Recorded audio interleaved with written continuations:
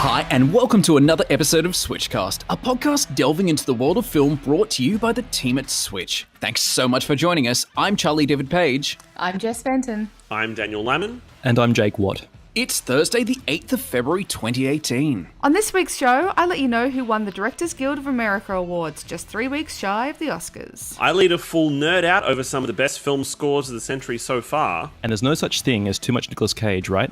Right. So get excited. We're about to see Nicolas Cage in a lot more films. And as always, all our reviews for this week's releases. Let's get straight into it with 50 Shades Freed. Jess got kinky and headed to see this one. So, did the series climax leave you blushing? Hey now, don't dream it's over. But it's true, the infamous 50 Shades trilogy is drawing to a close. We've laughed, sometimes with it, mostly at it. We've cried, sometimes with it, mostly from laughing so hard at it. But it's also touched us, and then we've touched ourselves. What can I say? It's been a magical 3 years. But all good things must come to an end. Well, in this case, all things must come to an end. In 50 Shades Freed, the third and final chapter of the Anna Christian sexy saga, Anna and Christian get hitched, go on an epic honeymoon, and then try to settle in and navigate married life after a whirlwind romance. But trouble is afoot. Anna's evil ex-boss, Jack Hyde, played by Eric Johnson, is back with vengeance in his eyes and retribution on his mind. As it turns out, Christian's helicopter crash from the last film was no accident. Neither is the server fire at his office building from 2 minutes ago. Gasp! We could live. I bought it for us. I should have asked you first. I love it. Oh my God.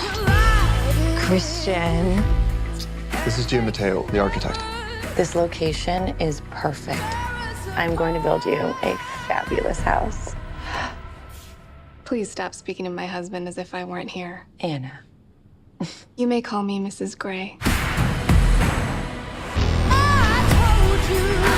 I'll pick you up at 5. I might not be done by then.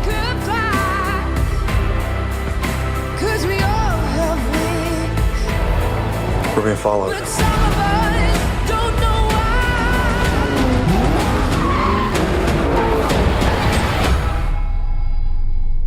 How the hell are you, Anna? Jack, what do you want?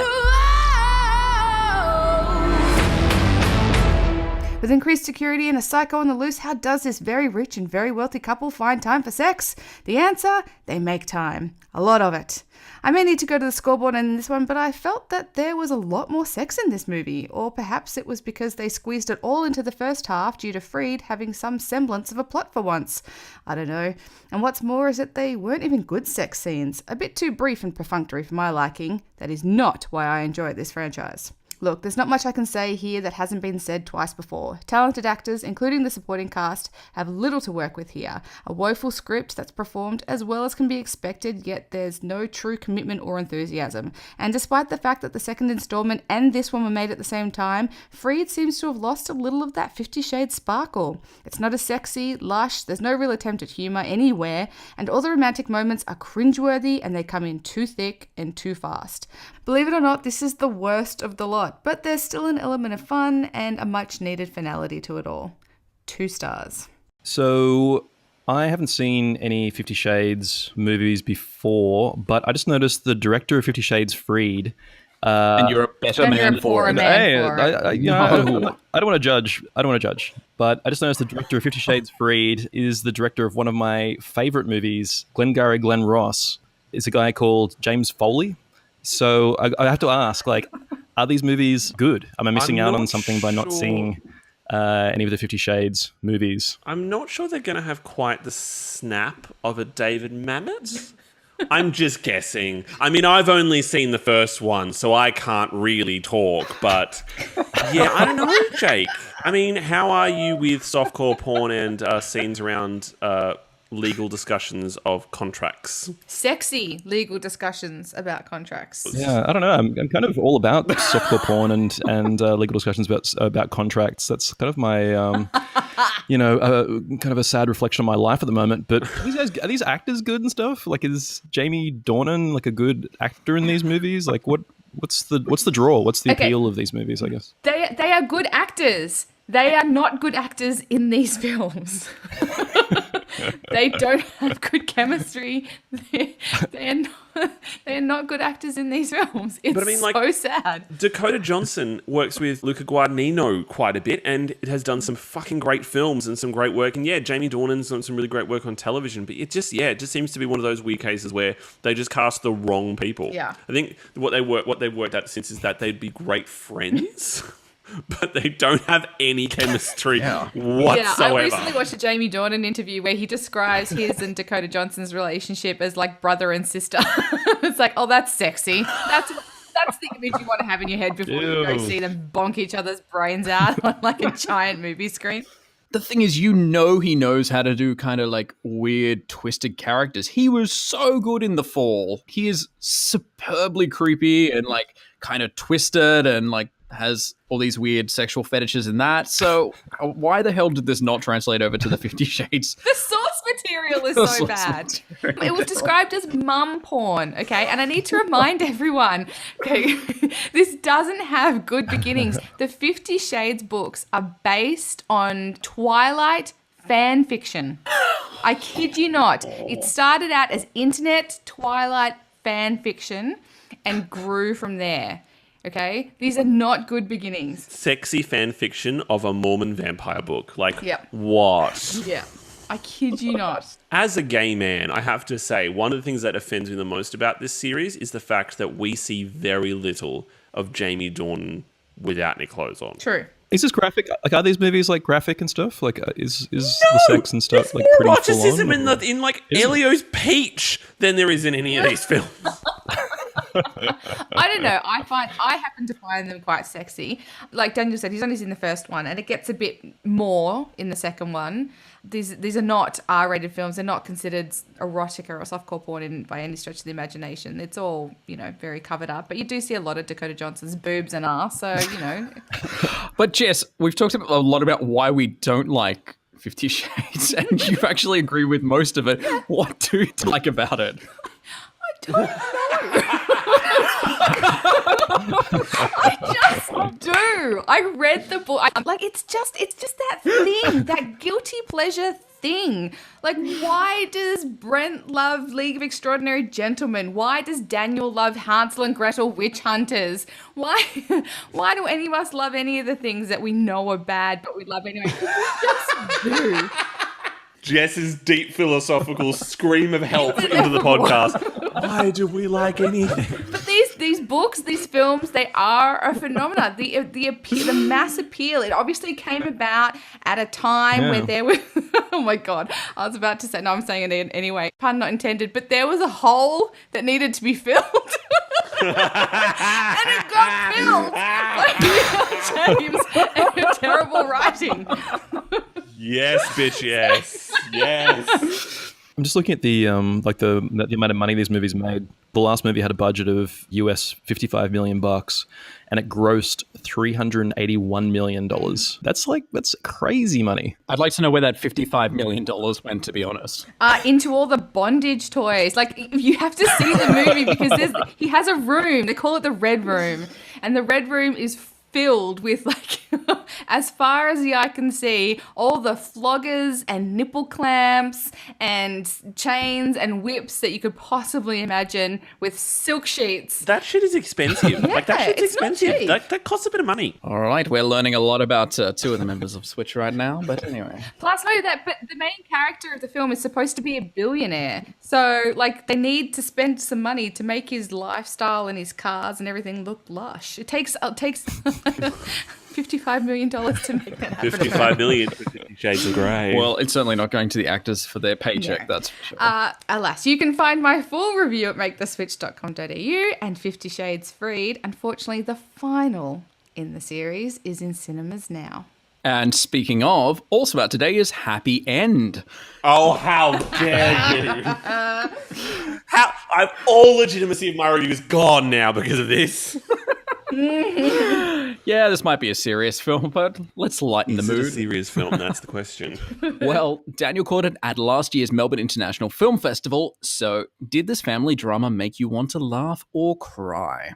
When her mother suffers from an overdose, Eve Laurent Fontaine Hardouin is forced to live with her father Thomas, Matteo Kasovitz, in the Laurent family mansion in Calais. Also living here are her aunt Anne, Isabelle Huppert, who is caught in an industrial dispute involving her son Pierre, Franz Rogowski, and the family patriarch Georges, Jean-Louis Tratineau, who seems to be trying to commit suicide. From master auteur Michael Haneke comes his latest cinematic puzzle box, and perhaps his strangest. Constructed around the aftermath of significant moments without ever showing them, Happy End is a film seemingly about nothing, but erupting with subtext, with the European refugee crisis simmering quietly away in the background. The Laurent family are a disconnected clan, linked less by affection for one another than by familial obligation, to the point where care and well-being only occur because it is expected. Relationships are formal and false, the only truth appearing through flashes of blunt and often disturbing interactions through social media. How all these pieces fit together never becomes clear, but Haneke has never been one interested in offering answers to his riddles. Is it a satire on the bourgeois middle class? A comment on how social media has stripped us of our ability to interact honestly? An indictment of Europe's handling of the refugee crisis? A weird pseudo-sequel to Amour? It could be all or none or something else entirely. Happy End is a demanding film that even Haneke fans might find trying. For me, though, this ice-cold black comedy had me giggling in shock and left my brain spinning for hours. 4 stars. And I apologise for all of my French pronunciation. As a Haneke fan, I guess on a scale of Benny's Video to The White Ribbon, how enjoyable is this movie to watch, do you think? I remember my experience of watching it. I was continuously confounded by it the whole time watching it because it is very slow and very meticulous. And because you don't see events, you only see the before or after. And most of the times the before and afters aren't particularly interesting. It requires you to have to do a lot of narrative work to follow it. Okay. But I remember I was frustrated watching it and then it ended and I went, oh, that was wonderful. It's such a very strange film. In many ways, it's kind of like Haneke's greatest hits. It touches on so many visual thematic ideas that are spread throughout his film. It is strangely funny. I found it very, very funny because you're watching these people who just have no idea how to interact with one another. Eve's father, Thomas, taking care of his daughter. He doesn't actually know how to take care of her because she's from his first marriage. And so he's doing all the things he's supposed to do. The great humour of watching all these children try and stop the family patriarch George from committing suicide. But they just seem to be doing it because they have to, not because they want to. It's a very strange film, but I kind of dug how odd it was. So if you're willing to give Happy End a go, Happy End is in cinemas now, and you can check out my full review, which hopefully makes a bit more sense, at maketheswitch.com.au. Also out today is The Wound, an LGBT film originating from South Africa, but even more so, it's a film that deals with the concept of masculinity, along with the collision of tradition and the modern world. The story is set around an initiation ceremony practiced by the Xhosa people, where boys are brought into manhood. One of the guides, Olani, sees the yearly ritual as an escape from the city and a chance to reconnect with his friend Vija. He's put in charge of a young boy named Kwanda, who soon discovers a secret about Olani's sexuality and threatens to expose it. There's so many fascinating themes here. This ritual itself is highly secretive, generally only known by those who experience it themselves, and involves circumcision in an extremely unsterile environment, while boys are pitted against each other to prove their strength and fearlessness. It inevitably becomes a boiling pot of aggression, bullying, and homophobia.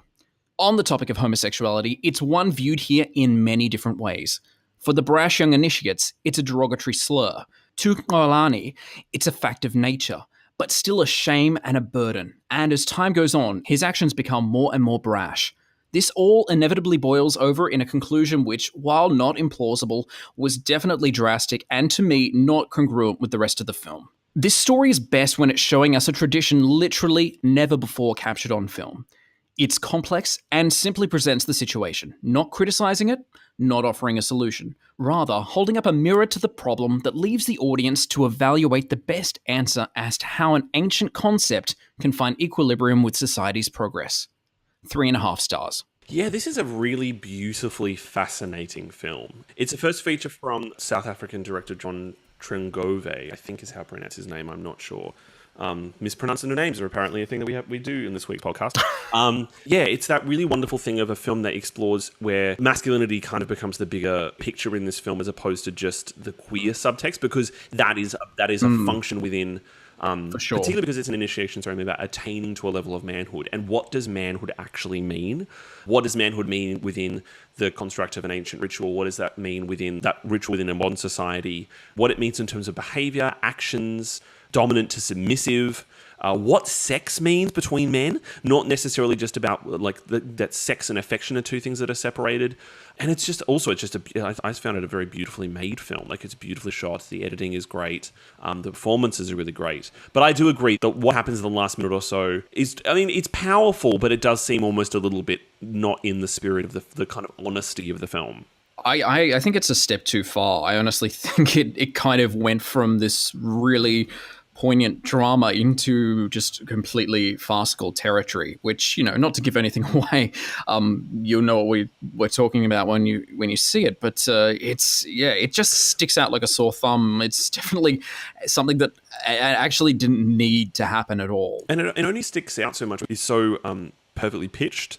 And because it's another really great entry in this continuing renaissance of LGBTIQ plus films, of another perspective. I mean, it's the ability to explore what queerness is within masculinity. And in a context we never get to see. It's like whenever we get to see a queer film from a country other than an English language or European country, it's always tremendously exciting because we don't understand necessarily where queerness fits in with those cultures. And it's an opportunity for us to see how another society deals with it. The film has gotten into a bit of trouble, though, because not only because of the level of homophobia that exists, it's just opened in South Africa, and it's had bomb threats and death threats towards, and cinemas have had to shut down screenings, and it's gotten quite ugly, both because of homophobia, but also because, more importantly, the ritual itself is a secret. And so what the machinations of what that ritual is being put on screen has upset a lot of people in South Africa because they don't believe it's a thing that should be shown to the rest of the world. And it's a bit trickier as well because the writer-director Josh Tengove, we believe, is actually a white guy. He's not from the Osha culture. And so he's kind of being seen a bit as an intruder in this situation, which is kind of understandable. I think in terms of sensitivity towards the culture, I think he walks the line very well. Nakani Toure as the lead character, whose name I will not try and pronounce because you're much better than me. But as a lead... Golani. Yeah. So his performance is just so... It's one of those things where it's very hard to capture the torturedness of masculinity without it seeming a little bit naff or a little bit like you're doing method acting, like you're fucking Sean Penn in Mystic River yelling at the rain. But he manages to make it this kind of seething, beautiful undercurrent. Like he's someone who feels like he's ready to break into pieces, but he's just holding himself together because of dealing with his own sexuality, dealing with the sexuality of the young man under his care, having to adhere to the requirements of the ritual. It's a really beautifully nuanced performance. So yeah, I would always say really the last minute or so is really the only thing that kind of trips up the film. Otherwise, I think it's quite a beautiful film. Well, you can find my full review at maketheswitch.com.au, and The Wound is in cinemas now. Also out today is Insidious: The Last Key. The fourth film in the supernatural horror franchise, this installment sees the return of Dr. Elise Rainier as the parapsychologist faces her most fearsome and personal haunting yet, in her own family home. When did these occurrences start? Soon after we moved in. I've seen ghosts before, all those years ago. I can see things too. But this one's different. These hauntings can be terrifying things.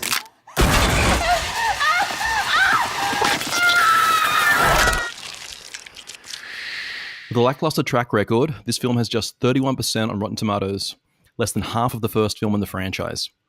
Let's hope this installment puts the last in Insidious: The Last Key. Yeah, it's a bit weird. This one's still going. I didn't know it was still going.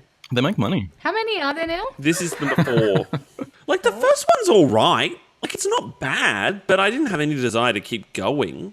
You know what actually pisses me off? I realized the other day, I watched a bit of Mario Bava's last movie. It's called Shock. And I just realized that James Wan, who's like a massive fan of Mario Bava, actually steals a lot of the scariest bits from Mario Bava's movies for his own Insidious movies and stuff. So like the lipstick monster and stuff like that. More like the kind of really, you know how like sort of Insidious is like a really lo-fi horror movie, so it kind of mainly relies on, you know, camera tricks and tension and stuff that's out of focus or over someone's shoulder, and, you know, it creates like a mood. And Mario Bava was kind of like all about low budget sort of horror filmmaking.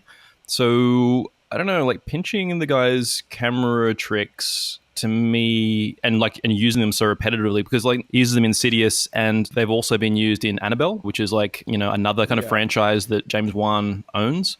I guess, I don't know, to me, for some reason, like sort of seeing that stuff like sort of spread across all James Wan's horror movies, I don't know, I kind of find it a bit like lazy or something, or I don't know. It's almost like sort of taking like a director's, you know, signature style and, you know, commercializing it in some really shitty horror movies. So like everything that James Wan seems to make turns into a really shitty franchise. Like Saw turned into this never-ending horror of shitty sequels. This has turned into 4, and The Conjuring has turned into this extended universe that's just like, what are you doing? Like endless films about that fucking doll. Now, I just did some quick research, and box office wise, this one is actually it's the most successful in the franchise. Yeah. Yeah. It's because there is like an insatiable thirst for horror films, especially jump horror, scare horror in America. Like they eat it up, and these films cost them nothing to make. So, yeah, they're never going to stop making these kind of easy, bland horror films because there is such a huge audience for them in the US. It's just such a pity that there are, like, because, you know, we had last year we had It, and the year before we had Ouija Origin of Evil, and there are actually ways that these jump scare horror films can actually be satisfying as films as well. It's just a pity they don't seem particularly interested in doing that. I think it's just one of those things where it's like these guys like realize that they don't really need to. It's like, you know, once that brand recognition's like seeped into the audience consciousness, that it's like, we could hire someone like Mike Flanagan, who's an amazing director, to like come in and, you know, just revitalize this franchise so it gets good reviews. And then it's like, but fuck it, we can just like hire some young journeyman guy to just turn out a movie, and people will still come and watch it. So that's the thing. They're cheap to make. They produce an absolute monster at the box office, and they're a way to season new filmmakers, new directors, new writers, new producers, and particularly new actors as well. They're going to keep coming. Now is like getting, you know, horror directors who have like one little film under their belt and going, okay, you've kind of like shown that you have some interesting ideas. Now have a crack at an Insidious movie or whatever. And I don't know, like these guys, like sort of they've done like one movie before. They don't really have their own strong sense of personal style, and they end up sort of turning out these really kind of, you know, like Insidious light style. Also out today is the 1517 to Paris. In the early evening of the 21st of August 2015, on a train bound for the French capital, a terrorist attack was attempted but thwarted by 3 young Americans travelling through Europe. The film follows the course of the friends' lives from their childhood to the series of unlikely events leading up to the attack. Their actions are watched around the globe as 3 friends work together to save the lives of more than 500 passengers on board. Daniel, go. So this film is directed by Clint Eastwood, and I hate him as a director. I think he's a relatively interesting actor, but I just hate his films. He seems to have this great knack of choosing really great subject matters and turning them into dull, chauvinist pieces of shit. Pro-American chauvinist. Basically, the premise is that what Eastwood has done is cast the 3 young men who are involved in the real life incident, and they're playing themselves in the film. Yeah. God knows why. That in itself already brings up so many issues of like duty of care towards actors and all of this kind of stuff. But I mean, yeah, what's to say? He's just a chauvinist twit, really, whose films are getting more lackluster as time goes on. Yeah, I actually really like Clint Eastwood as an actor and as a director to a certain point. But look, to be honest, he's an old dude who's getting older, and his politics are pretty questionable. And his movies, like American Sniper, was just pretty atrocious, right? That was like some serious like jingoistic shit. This movie to me, like, you know, I hadn't even heard about this until we discussed it a little bit earlier. And to me, I'm just kind of like, holy shit, this just sounds like one of those American flags, you know, waving slowly in the distance style films. I don't really want to see Clint Eastwood like get old and keep on making these like really sort of on the nose political movies. His like Clint Eastwood's like sort of last good movie was probably, depending on your taste, it was probably either maybe Changeling or possibly Gran Torino, which were 2 very flawed films, but like sort of you could kind of enjoy them. But that was in 2008. And everything since then, like sort of Invictus, J. Edgar, Jersey Boys, American Sniper. Sully. Yeah, Sully. It's been pretty shit. Finally, also out today is Menashe. In part 2 of my film reviews dealing with tradition colliding with modern society, we peer inside the Hasidic Jewish community in New York. Our guide is the titular character, a well-meaning yet hapless grocery store clerk whose wife passed away around a year ago. His rabbi insists that he needs to get married again or he'll be unfit to raise his son Reuven on his own. Clearly still mourning the loss of his wife and struggling to keep his life together, he fights to keep his son close while still abiding by his religion's strict rules. This is a fascinating film for so many reasons. For one, it's almost entirely in Yiddish, a language not seen in cinema for many decades now. The Hasidic community is also extremely private. Director and co-writer Joshua Z. Weinstein, who, by the way, states on his Twitter profile, no relation, worked hard to form a relationship to gain access into this world. But what's most fascinating is that this film sits on the border between fiction and reality. Menashe is being played by Menashe Lustig, an actual grocery store clerk whose wife did die, and yes, their son was removed from his home. It makes the performance all the more real and adds to the documentary-like quality of this film, with many scenes being shot on long lenses from a block or more away to keep the action as real as possible. While its authenticity is genuinely fascinating, it does also end up being the film's weak point. We often end up dwelling on certain scenes for longer than necessary, and the decision to cast only genuinely ultra-Orthodox performers from a religion known to be very dubious of the outside media means that not all of the performances are stellar. But the work between Menashe and his on-screen son, played by Ruben Naborsky, is definitely the highlight of this film, and seeing this closed-off community in possibly the most credible way ever captured in cinema is a valuable experience. 3.5 stars.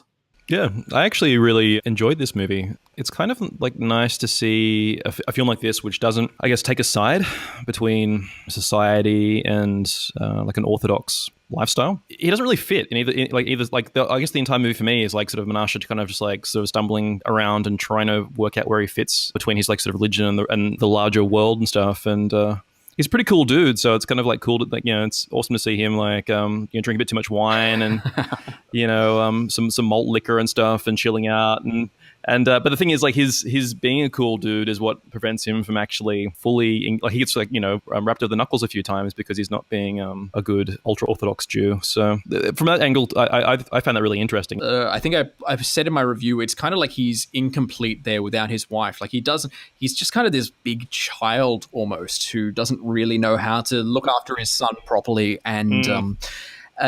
So he's a really interesting character to watch, and he's kind of just like this, I don't know, this big cuddly bear. He's like this really nice, most of the time, like loving dad, but at the same time, he just goes off on all these weird little adventures that he does and things that he shouldn't be doing that kind of ruin his path, like ruin the chance of having his son with him. He's really very like relatable. So seeing him kind of like navigate this world is I don't know, to me, I just found it really, really interesting and also and like really like surprisingly amusing and I actually quite like this movie. And so it's also like a really refreshing take on Judaism as well. Like you don't really kind of see too many cinematic representations of ultra Orthodox Jews as just regular blokes. Well, Menashe is in cinemas now, and you can check out my full review at maketheswitch.com.au.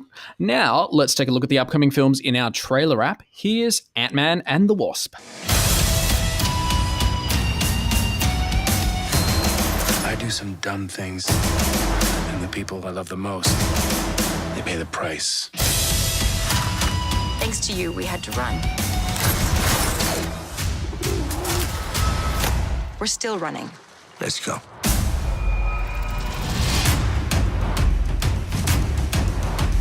Maybe you just need someone watching your back. Like a partner.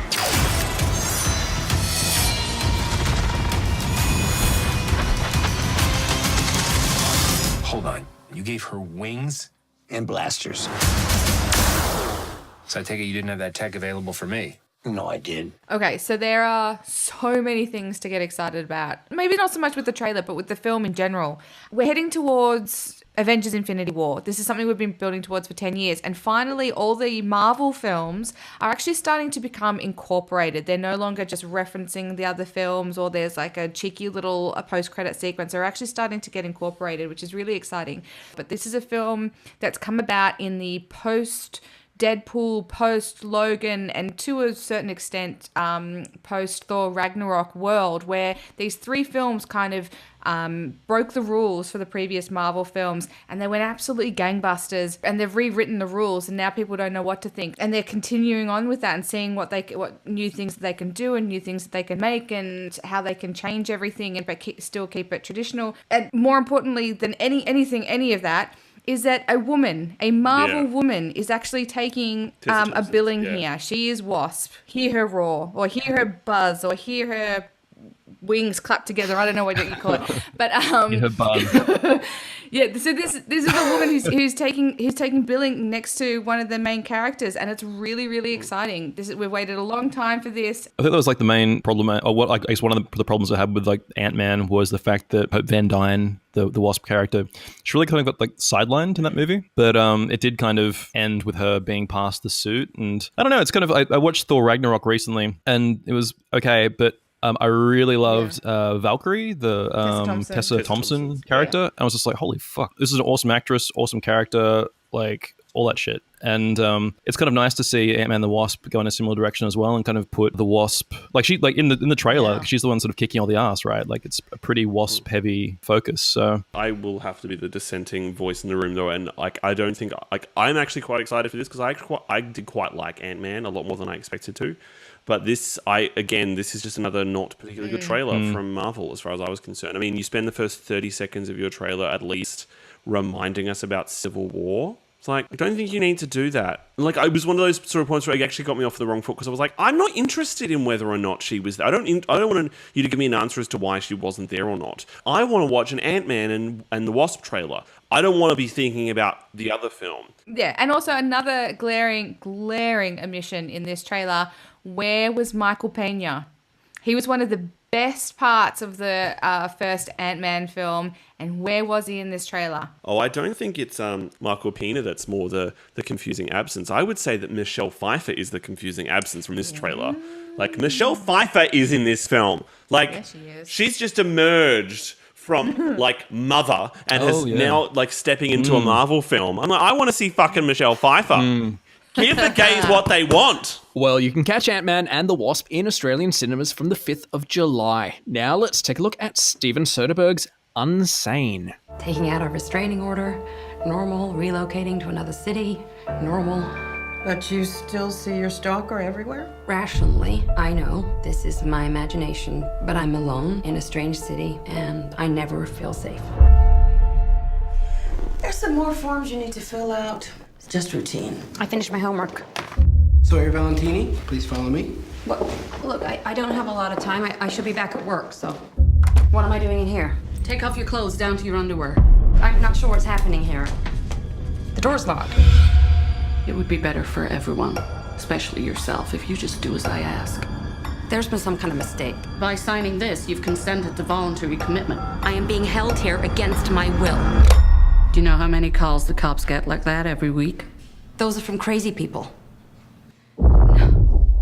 This man, he's followed me all the way here from Boston. I'm calling the cops. I want him arrested. My stalker is here. We did a thorough background check. You should be protecting me.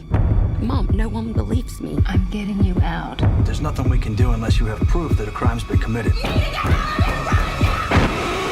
I mean, Steven Soderbergh is always a tricky person. Like his work, it's tricky to be excited about his work because you. God, he's busy for a retired filmmaker, isn't he? Yeah, he's very busy. Because I mean, you might get things that are kind of that wonderful charm, like Logan Lucky was. You might get things that are really genuinely exciting, like A Traffic or even The Nick.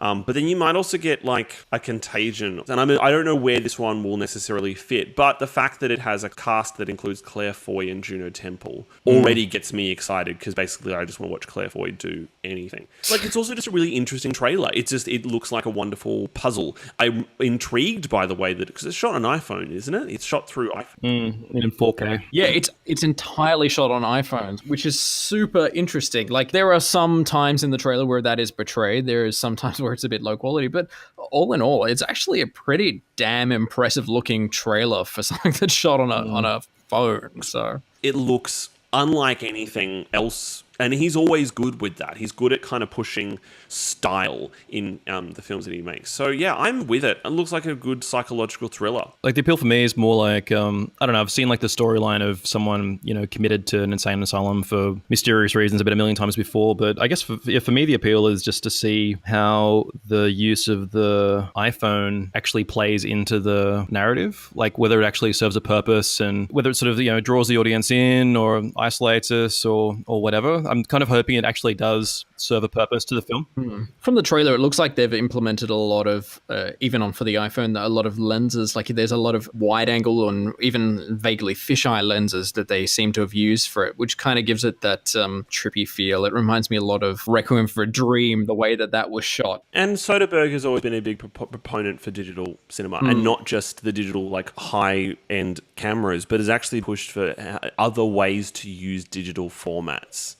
He's also just released, what was the film he just released that was an interactive film that is an iPad app? Oh, Mosaic? Yeah, the one that he just released recently, which apparently is really intriguing as a concept. So I agree. I am intrigued to know how the iPhone works with this. Well, Unsane is in Australian cinemas from the 25th of August. And finally, let's take a look at Disobedience. No. Yes. It's insane that you're here. This is my house we're talking about. I keep it in order.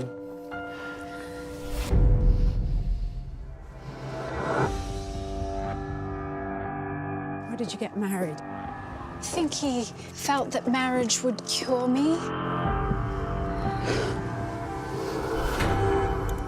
Ronit? Is that you? Esty, what's happened? Tell me the truth. We need to stop this. I think you should leave him. I'd do anything for you. Do you know that? Look at me! I have always been this way!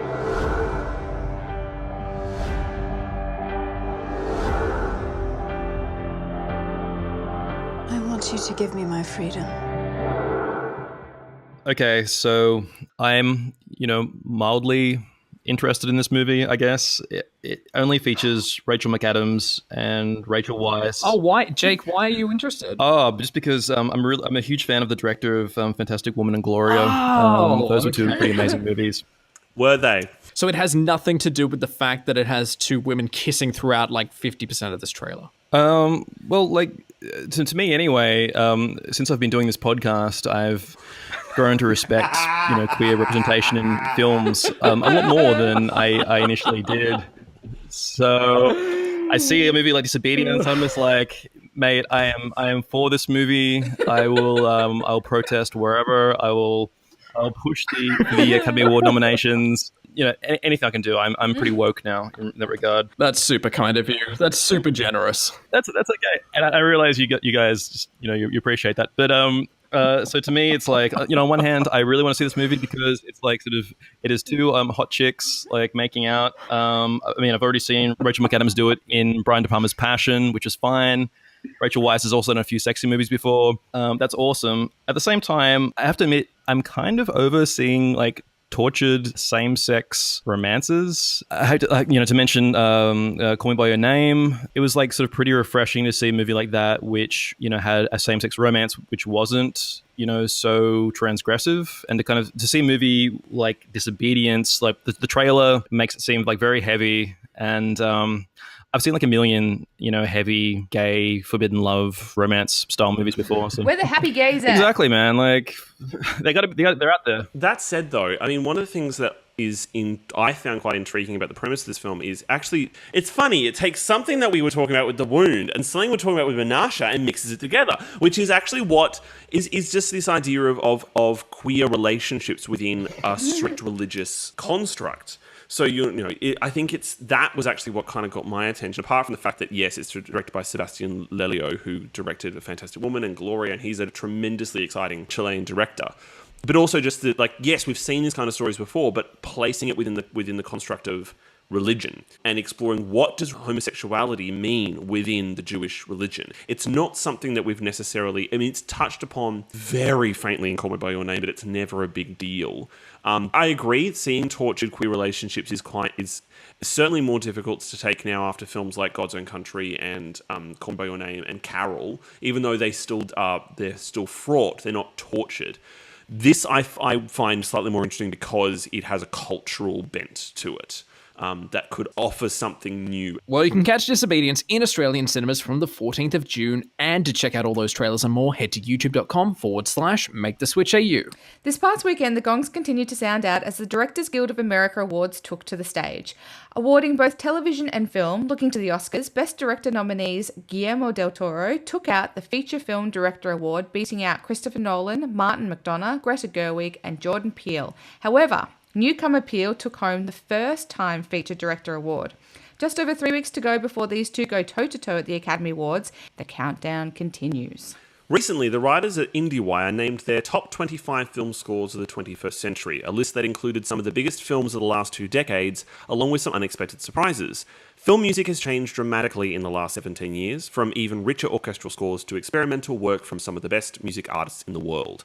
Now, I'm a film score obsessive, and I love any chance to talk about them, so I thought we'd talk about what are some of our picks for the best film scores of the past century. To give us some help, I'll start by taking a look at Indiewire's list. I'm not going to go through the whole 25 because it's quite long and I could talk for hours on them. But their top 5 is a pretty stellar set. So in number 5, they picked Carter Burwell's score for Carol, which is a stunning score for a stunning, beautiful film, though not a score I think a lot of people outside of the film community would remember. Number 4, though, is a very memorable one, which is Amelie, Jan Tiersen's score for Amelie, which is the bane of every piano teacher in the world now, because that's all anybody wants to play is the music from Amelie. And then he hit their top 3, which I have to admit would actually be my top 3 as well. Trent Reznor and Atticus Ross's magnificent score for The Social Network. Yes. Johnny Greenwood's masterpiece for There'll Be Blood. Honestly, just one of the greatest scores ever written.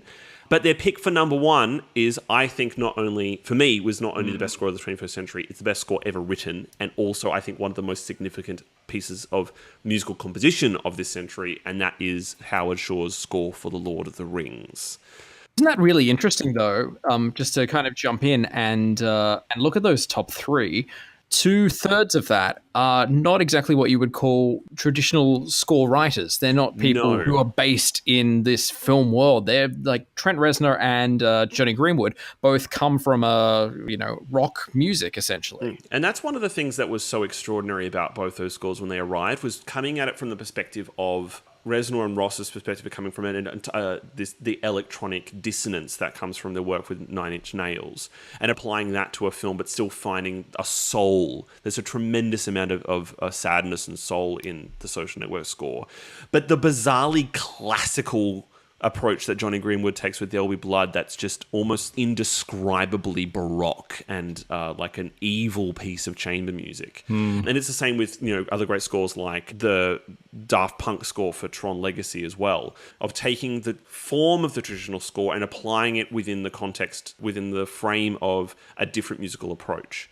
That said, the one they picked for the best score of the 21st century, The Lord of the Rings, is about as massively orchestral and traditional as you can get. Yeah, sure. But almost to the point where it exceeds the boundaries of what orchestral music on film can actually do. There are still points in that score that I cannot fathom were written. They're just immense. Now that I've gone and been very hyperbolic about the Lord of the Rings score, Jake, you are also a film score aficionado, if that's the word. What do you think? Unfortunately, I have to talk some more about the Lord of the Rings because the very first film score I can remember. Oh my god! The first film score I can remember like listening to and enjoying was the score for Ralph Bakshi's version of Lord of the Rings, the cartoon that came out in the late 70s. Yeah. The film score was composed by Leonard Roseman, and it's awesome to me. Like, it is just like this really amazing, bombastic orchestral score. Well worth, like, the movie itself is worth seeking out. The score is worth seeking out. I was going to mention as well that list that you went through, just touching on when I went to go and see There'll Be Blood at the cinema for the first time.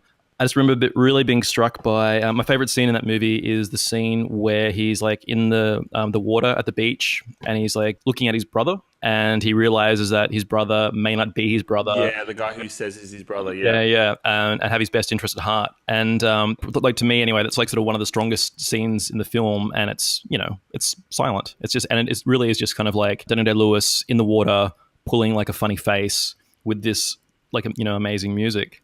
I just saw on that list as well that they mentioned the movie Under the Skin. Oh, that's cool. If you want to view the movie as a success, I think it owes maybe like 30 to 40% of that to the music. I would have swapped Carol and Under the Skin around and put Under the Skin in the top 5. I really don't know much about the sort of the way they did the score, but Mika Levy did like an amazing job on that movie. And God, the music that plays whenever Scarlett Johansson lures a dude into that inky black dimension thing. And she's sort of slowly kind of like taking clothes off and walking away, and there's that sort of screechy violin. Really amazing stuff. How about for you, Jess or Charlie? Do you have any particular film scores? Now, make sure it's 21st century. Jake cheated and named a 70s one, so stick to the 21st century. I love film soundtracks and film scores just as much as the next person. I agree with many listed in this article, including Atonement was a big one. Brokeback Mountain was another gorgeous one. And anyone who listened to my Shape of Water review recently knows that I absolutely gushed over the Alexandre Desplat soundtrack, which I hope he will take the Oscar home for. But in terms of the best, I'm probably going a bit mainstream here, but last year I was fortunate enough to see the Hans Zimmer concert when he was in Australia, and I'm a huge fan of his work, and I think he played some of the most incredible film music ever. That he had like the Dark Knight, Inception, Interstellar, what have you. But at one stage, the crowd absolutely went bananas when he started playing the score to Pirates of the Caribbean. And it just got me thinking that there are certain scores in this world that trigger a lot of memories that we love, that we know. The ones that come to mind are Star Wars, Indiana Jones, even Jurassic Park, or John Williams, I might add. But when it came to Pirates of the Caribbean, it got me thinking, and I was like, that's probably like a 21st century score that everyone knows, and it is instantly recognizable, and everyone loves it. I even once had it as my ringtone for a while. I loved it so much. Yeah, I'm gonna put Pirates of the Caribbean up there as one of the best of the 21st century. Another one is Harry Potter, the John Williams Harry Potter soundtracks. That theme, everyone knows that theme. That dun dun dun dun dun dun dun. That just gets you. I re-listened to the score to the first one recently, and I just remember sitting there thinking, this film did not deserve a score this good. Like, that's Harry Potter scores. John Williams' Harry Potter scores are pretty special. Ever wanted to see Nicolas Cage as Luke Skywalker or Scarlett O'Hara? Wonder Woman, Oscar Schindler. Well, you're in luck. A little piece of software called FakeUp uses an algorithm which makes it possible to scan a celebrity's face and glue it over pre-existing video content. Finally, a positive use for all that fancy, high-tech, deep learning technology. Too much Nicolas Cage is never enough. Yes, the internet the internet has imploded with people putting Nicolas Cage in every single movie. I have to admit, when I read this article, the first thing that came to mind was actually, I would love to see someone grab Henry Cavill's face and redo Justice League and see if they could do a better job. See if they could do a better job than the fucking editor did. The abomination that we saw on the screen. I'm genuinely interested to see if it could work. And I challenge the internet to make it happen. I hadn't thought of this until you said it, Jake, but I actually would like to see Nicolas Cage's Scarlett O'Hara. I'd like to see him in that. Like, the clips of this on the net are fucking intense. Like that clip from Man of Steel where they replace Amy Adams with Nicolas Cage. It's like I'm just looking at this list of like roles Nicolas Cage turned down. Some pretty good stuff, like some stuff that you would like to see Nicolas Cage's face on. He turned down the role of Aragorn in Lord of the Rings. And he turned down the role of Neo in The Matrix. Oh, again, thank God. The Scarecrow in Christopher Nolan's Batman, Willy Wonka in Tim Burton's Charlie and the Chocolate Factory. That actually could have been an improvement. And Chev Chelios in Crank. I'd also like to see them do like an all Nicolas Cage scene, kind of like that scene in Being John Malkovich, where it's like all John Malkovich. I am Nicolas Cage. Like I want to, I am Nicolas I want to see a scene where it's No, all I am Nicolas Nicolas Cage. Cage. Yeah, go for it. Oh dear. Like how he became a meme is just like it. I don't understand it. I mean, I do. I don't. I'm babbling. You know what could be completely ironic? If you changed his face in Face Off. End it now. Oh yeah. So guys, go online and tell us what film you would like to see Nicolas Cage in. All right, we're nearly there. Before we go, we'd like to offer you some cinematic inspiration, with each of us suggesting one film that you should see this week and why. Now, last week, I committed myself to doing Oscar-winning films, Oscar-winning for Best Picture. This time, I'm going to take us back a lot further in time. I'm going to go for something that was around in 1968, and it won... Oh, wow, actually back far. Very far, yes. This film is entitled Oliver, with an exclamation mark. Very important distinction. Yeah. Yes, this is a good film. It's probably like one of my all-time favorite musical films because it was such an intrinsic part of my childhood. I think there are few better songs written for a musical than this particular one. I think it's absolutely brilliant. I think they're so catching, and I think that the way the story is written in this particular version of Oliver, as well as the way it is shot, is so stunning, and it's got something classic Hollywood about it that I really love. It's not only won Best Picture, it also won Best Director, it won Best Art Direction, Best Sound, and Best Score for a musical picture. So it's a 5-time Oscar winner, and it's just a beautiful film as well. So Oliver, exclamation mark. It's quite an impressive film. Like even by the big Hollywood musicals of the 60s standards, it's actually surprisingly it's a big film. Yeah. So Oliver is my suggestion for the week. Jess, how about you? What have you got for us this week? Okay, well, as we're broaching Valentine's Day, I'm going to recommend a romantic comedy, but it's actually a good romantic comedy, and this one is about love. Where to find it, how to get it, how to keep it. It is one of the best films of the last 10 years. I absolutely adore it, and it's got such a stellar cast in it. It's called Crazy Stupid Love. Oh, it came out in 2011. It is by filmmaking team by the names of Glenn Ficarra and John Requa, who are two of my favorite filmmakers of recent years. They made great films. They made I Love You, Philip Morris, which I have actually recommended on this segment before, Focus, Whiskey Tango Foxtrot. They're recently responsible for the This Is Us TV series, and they also wrote the film Bad Santa. So this film has got Steve Carell, Ryan Gosling, Emma Stone, Julianne Moore, and everyone's favorite America's Next Top Model, Annalie Tipton. It is a fantastic film. It is about a man who is going through a divorce, and he's trying to sort of reclaim his manhood and where it got lost along the way. You've got Emma Stone, who ends up dating Ryan Gosling, a man who is sort of tried to buy his loneliness with stuff sold on TV at midnight. So it kind of focuses on young love, maturing love, and elderly married love, and sort of where it all goes wrong and how to get it back on track. And it is hilarious. It is beautiful. It has an amazing cast. It is so well written. It is so funny. It is so smart. Also, Ryan Gosling is so beautiful in it that you'd swear he was photoshopped. It's like a Photoshop. Yes, this is that movie. All right, good recommendation. Jess, Daniel, you're up next. What have you got for us? So, following on from my happy end review of talking about films that are puzzle boxes, earlier in the podcast at the end of last year, I named Dunkirk as one of my top 5 films for the year. And I now regard that probably as being what I think of as Christopher Nolan's best film. My pick for this week, though, is what I would consider his probably very close second as his best film, which is his 2006 film, The Prestige.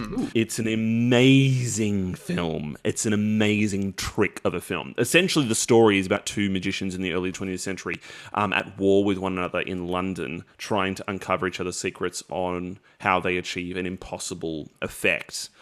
But what it is, it's about obsession, it's about revenge, it's even to a certain extent about cinema itself, the trick of storytelling in cinema.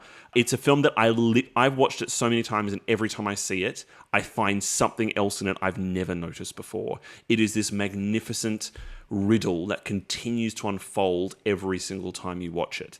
It also features a great performance by Christian Bale, a tremendous performance by Hugh Jackman. If it weren't for Dunkirk, this might be my pick as Christopher Nolan's best film. Cool. That is a good suggestion. All right, Jake, let's take this one home. What is your suggestion for this week? Well, I mentioned this movie earlier when I was ragging on Insidious, The Conjuring, Annabelle, and those other horror movies. It's a film called Shock by a legendary Italian horror director called Mario Bava. It came out in 1977. Mario Bava died in 1980. It was his final film. I may be misremembering, but I think his son Lamberto Bava might have given his dad a bit of a hand filming it. Anyway, it is super scary movie. It's a haunted house movie. It's essentially Mario Bava's version of Roman Polanski's Repulsion. So it's all about a woman moving into a house, and she slowly sort of gets paranoid and goes crazy. In this case, it's because there's literally like ghosts chasing her around and stuff. So there's a bit of The Shining in there and a bit of the Amityville horror. Yeah, and just the way this movie is filmed as well, it's just like all Mario Bava, low budget camera trickery, music, silences, tons of mood. And yeah, super scary shit. Like even today, I saw like a clip online from one of the scenes in this movie, which I've seen stolen quite a bit by other horror movies. And it is like still genuinely scary for a film that came out in the late 70s. So if you enjoy horror movies, go and check out Mario Bava's Shock, and then go and check out the rest of Mario Bava's movies. They're all pretty awesome. Cool. That is an awesome collection of films this week. So you can find the links to all the articles we've talked about on this week's podcast at maketheswitch.com.au.